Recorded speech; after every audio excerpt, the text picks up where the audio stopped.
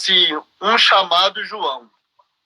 E o poema diz assim: João era fabulista, fabuloso, fábula, sertão místico disparando no exílio da linguagem comum.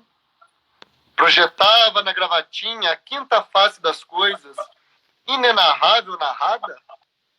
Um estranho chamado João para disfarçar, para farçar o que não ousamos compreender. Tinha pastos, buritis plantados no apartamento, no peito. Vegetal ele era o passarinho sob a robusta ossatura com pinta de boi risonho. Era um teatro e todos os artistas no mesmo papel, ciranda multívoca. João era tudo escondido, florindo como flor é flor, mesmo não semeada. Mapa com acidentes deslizando para fora, falando. Guardava rios no bolso, cada qual com a cor de suas águas, sem misturar, sem conflitar. E de cada gota redigia nome, curva, fim. E no destinado geral, o seu fado era saber para contar, sem desnudar o que não deve ser desnudado, e por isso se veste de véus novos. Mágico sem apetrecho, sensivelmente mágico, apelador de precipícios, prodígios acudindo à chamada geral. Embaixador do reino que há por trás dos reinos, dos poderes, das supostas fórmulas, da abracadabra sésamo.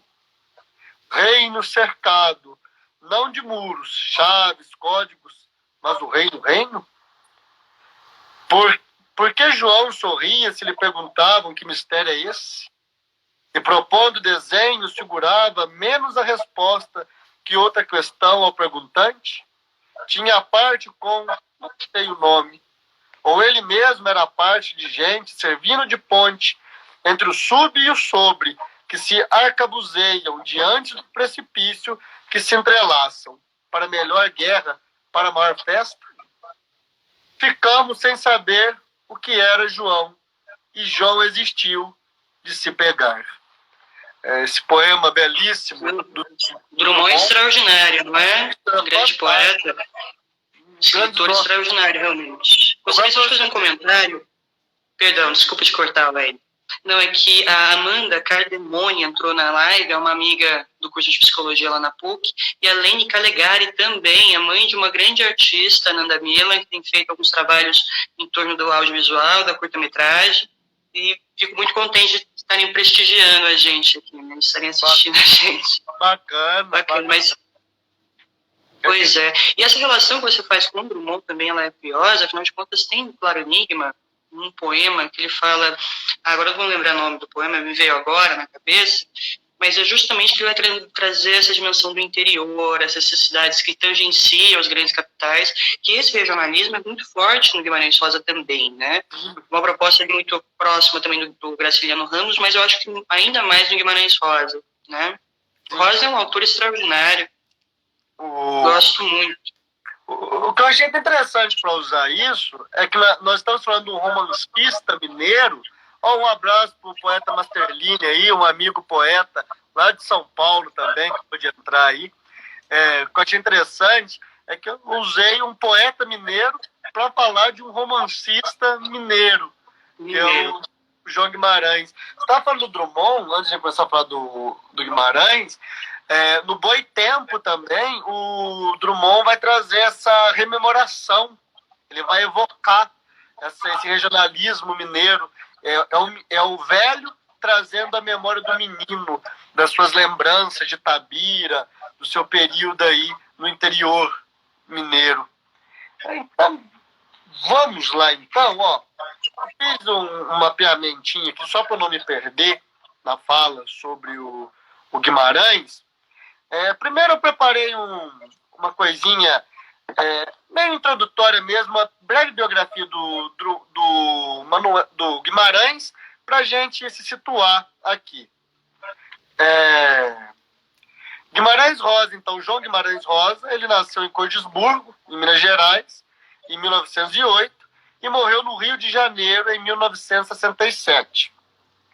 Ele formou-se, então, em medicina, depois foi diplomado e chegou ao cargo de embaixador. Na carreira literária, eu achei interessante a sua estreia, ou não sua estreia em si, o prólogo do início da vida literária do Guimarães começou com um prêmio que ele ganhou a um livro de versos, só que ele não publicou esse livro de poemas. Ele não chegou a publicar. E então ele vai estrear mesmo, realmente, com Sagarana, que é o seu primeiro livro aí de contos, em 1946. Depois, 10 anos depois, simultaneamente ele publica o seu livro de novelas, que é o Corpo de Baile, e junto, Grande Sertão, Veredas, que é o romance. Então, que esses 3 livros formam o bloco central da obra aí do Guimarães. Então, quem está aí assistindo, quer ler Guimarães, quer começar, por onde eu começo? Conversando com um amigo meu, o Wendel Viana, ele é daqui de Poços, mas está morando em São Paulo. Ele disse que quando ele estava na USP, e aí o professor falou para eles lerem o Guimarães, aí ele falou, vocês que não têm muito contato com esse sotaque mineiro, essa coisa de Minas, começa por Sagarana. Então, eu dou a mesma dica que esse professor deu. Quem não é de Minas, procura ler primeiro Sagarana, para você ter um primeiro contato mais leve com esse regionalismo, com esse linguajar mineiro, que é um linguajar mineiro bem arcaico, vamos dizer assim. Ele é bem regionalista. E para quem é mineiro, já está com o pau em Grande Sertão. Eu mesmo comecei Guimarães por Grande Sertão, e eu particularmente não tive dificuldade, porque desde criança algumas coisas que o Guimarães usa, eu escutava quando eu era moleque, do meu bisavô falar.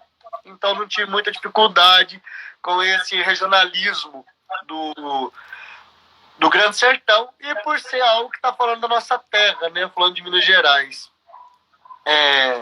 Então, deixa eu só te cortar um pouquinho, desculpa, é que você fala dessa experiência da linguagem, dos dialetos populares, enfim, eu acho isso curioso porque o próprio Guimarães Rosa criou quase como se fosse uma linguagem própria, não é? E ele pega toda essa perspectiva da cultura popular e faz algo novo através daí. Isso eu acho muito interessante porque é quase como se ele criasse um universo novo quando ele fala do sertão, não é? Isso eu acho muito, muito curioso. Essa experimentação da linguagem, depois a gente pode pensar nisso tudo, fazendo alguns paralelos com a própria fenomenologia, né? Sim, até quem vai falar desse uso do Guimarães na questão de usar o regionalismo e de criar esses vocabulários, que ele vai pegar uma coisa que já estava defasada e vai, como você falou, ele vai criar um outro universo. E o que o mais interessante que o Antônio Cândido vai falar do Guimarães é que ele, do regionalismo, ele vai alcançar assuntos universais em relação do metafísico, do existir do ser humano, sendo que o que eu achei muito curioso é que o Grande Sertão ele foi traduzido para o inglês e traduzido também para o alemão. Agora você imagina o trabalho de traduzir uma obra dessa para o alemão. Imagina a trabalheira que eles devem ter tido. E aqui é o que eu falei, o Grande Sertão ele exprime com sutileza todos os matizes da inquietação moral e metafísica. Então isso que eu acho interessante, que é um assunto universal, os assuntos que ele vai trabalhar, e quando eu comecei a ler o Grande Sertão Veredas, eu tive uma experiência que eu tive uma vez só, que foi com uma novelinha do Machado de Assis, que foi o Ressurreição. E eu tive uma leitura imersiva, foi a primeira vez que eu tive uma leitura imersiva. E de você conseguir visualizar os cenários, escutar os barulhos. E aí eu fui ter isso novamente quando eu li o Grande Sertão. É uma leitura assim, que te puxa de uma tal forma para dentro do livro que você consegue sentir o cheiro do orvalho quando ele vai descrever, você consegue escutar o criquilar dos grilos, você consegue visualizar os vagalumes quando ele vai fazer os vagalumes, você escuta. Tinha hora até que eu brincava, que eu estava desviando dos tiros do meu quarto, eu estou no meio da guerra aqui. Até eu brinquei uma vez, eu estava lendo, uma amiga me mandou mensagem, eu falei, ó, agora eu não posso te responder. Eu tô no meio da luta aqui com o Zé Bebelo e tá feia a coisa aqui para nós. Muito interessante. E o que mais me chamou a atenção no Grande Sertão é o pano de fundo existencialista que tem nele. Porque é um pano de fundo existencialista muito sutil que ele carrega. Mas muito sutil mesmo. Mas muito sutil, que a gente não percebe. Sendo que até quando ele fala sertão, é dentro da gente. Que ele começa a trazer o sertão para dentro da gente. Chega no momento que se você não sabe mais se você está dentro do sertão de rosa ou dentro do sertão que é, e até que no livro que eu estava lendo vai falar, que é a alma do ser humano, que é o sertão mais denso, o sertão mais árido, mais profundo. Então, o Grande Sertão Veredas, e ele é um romance que ele é narrado em primeira pessoa, e ele é um monólogo ininterrupto, ele não tem capítulos. Essa é a dificuldade até de separar de ler para retomar depois, porque tem que memorizar bem onde você parou. E, ó, quem pegar para ler e gostar do negócio não vai conseguir parar de ler. Eu lia, saía de casa, já não via hora de voltar de novo para pegar, para continuar o enredo da história. Então ele é narrado na primeira pessoa, como eu disse, é monólogo ininterrupto, por Reobaldo, que é o personagem central. É o Reobaldo velho narrando as suas memórias para alguém que está ali escutando ele, que conta a sua vida e suas angústias. Sua principal tarefa é vingar Joca Ramiro, assassinado à traição. Então vai ser a principal meta ali do livro, é essa. Grande Sertão tem como principal enredo o duplo conflito do Reobaldo, por um amor interdito e pela possibilidade de ter realizado um pacto com o demônio. Essa questão do demônio é muito interessante dentro do livro. Sabe que tem até uma frase que é do livro que todo mundo usa, que é o demônio na rua no meio do redemoinho. É todo tempo, o tempo todo, essa luta dele com a existência do diabo. O demo não existe? O demo existe? O que é o demo? O demo sou eu? O eu humano? Então, gira todo esse enredo e de um amor que ele passa a ter por Diadorim. E até então, na figura masculina, para ele era um tormento. Porque como eu, um jagunço, um cara do sertão, estou criando uma afetividade diferente por um homem. E isso começa a atormentar ele, e aonde entra a ambiguidade, que é Diadorim lembra o diabo. Por que lembra o diabo? Por associação, por oposição ou por semelhança?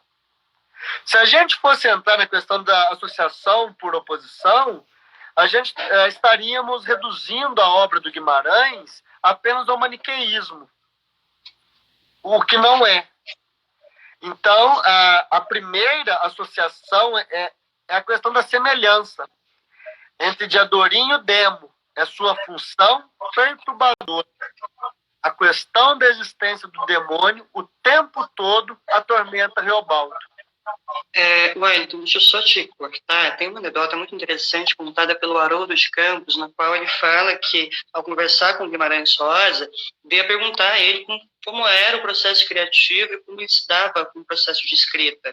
E o Guimarães Rosa dizia que ele ficava nu e que lutava corpo a corpo com o diabo. Ou seja, essa figura mitológica do diabo é muito presente na obra do Guimarães Rosa, não é? E, sobretudo, essa associação com essa figura masculina, feminina, andrógena, que é a figura de Diadorim, não é? Ou seja, Diadorim é, de fato, então, o diabo. Tem um conto do Mário de Andrade que eu gosto muito, na qual a figura do diabo, dentro da narrativa, é uma figura feminina. Quer dizer, então, existem todas essas dinâmicas em relação ao desejo, ao sexo e, sobretudo, em relação ao diabo, né?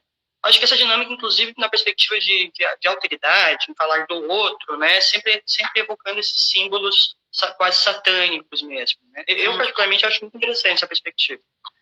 E que eu acho muito interessante porque os dois trazem os mesmos tormentos. Como eu disse, primeiro, o tormento da existência ou não do diabo. No segundo momento, a questão da tentação de Diadorim também. Os dois provocam nele essa perturbação, porque a questão de amar uma mulher, para ele não tinha problema. Teobaldo era um namorador, era um garanhão do sertão. Mas agora, eu criando afetividade por outro homem, aquilo começa a atormentar ele. E ao mesmo tempo, em um determinado momento, ele começa a normalizar aquele sentimento também por Diadorim. Então aqui, função perturbadora. Diadorim é para Reobaldo uma fonte constante de tentação. O amor de Reobaldo por Diadorim é um pecado, não no sentido moral e teológico do termo, mas um pecado no sertão. Como eu, jagunço, estou gostando de um homem, estou gostando de um outro jagunço. E tudo isso que eu estava falando sobre essa tentação do Reobaldo por Diadorim, eu tirei de um artigo desse livro aqui, que é Veredas de Rosa, o volume 2, um calhamaço bem grande, do artigo Diadorim e o Diabo nas Veredas do Sertão. E aí o que eu acho muito interessante é a forma como ele termina esse trecho aqui, esse capítulo, que ele diz assim: a presença do diabólico em Diadorim pode ser vista positivamente, ao fazer Reobaldo conhecer o seu lado crespo e escuro, como o próprio sertão dos jagunços. Diadorim, paradoxalmente, o ilumina com um conhecimento mais profundo de si mesmo e do mundo, transformando o que seria uma simples guerra entre jagunços em uma travessia pelo que existe de mais divino e diabólico, a alma do homem.